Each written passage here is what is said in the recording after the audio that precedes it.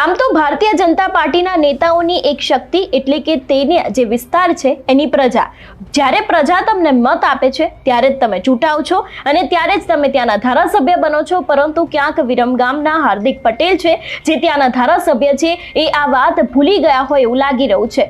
જાહેર મંચ ઉપરથી એવું બોલી ગયા કે અમારા વિસ્તારમાં જ્યારે સરકાર દ્વારા સ્ટીલના કચરાપેટી મૂકવામાં આવી હતી એટલે કે સ્ટીલના ડબ્બા મૂકવામાં આવ્યા હતા, ત્યાંની પ્રજા દ્વારા એ જ ડબ્બાઓને ભંગારમાં વેચવામાં આવ્યા હતા।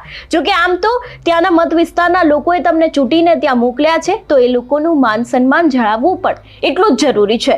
સૌથી પહેલા તો હાર્દિક પટેલને સાંભળીએ કે તે આ મજાક મસ્તી વિશે અને ખાસ કરીને જે લોકોએ તેમને ચૂંટ્યા છે, જે લોકોએ તેમને મત આપ્યા છે એ લોકોના ઉપર મસ્તી કરતા તે શું કહી રહ્યા છે।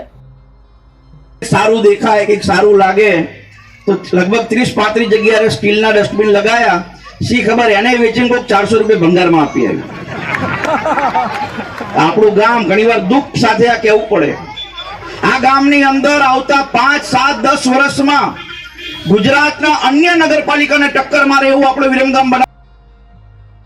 એટલે જે પ્રમાણે હાર્દિક પટેલે આ વાતની ટીખળ કરી છે, પ્રજાઓ પર સીધા સવાલ ઊભા કર્યા છે, જે લોકોએ એમને ચૂંટીને આગળ મોકલ્યા છે એ લોકોની સાથે આવી ટીખળ કરવી હાર્દિકભાઈ ક્યાંક સારી વાત ન કહેવાય।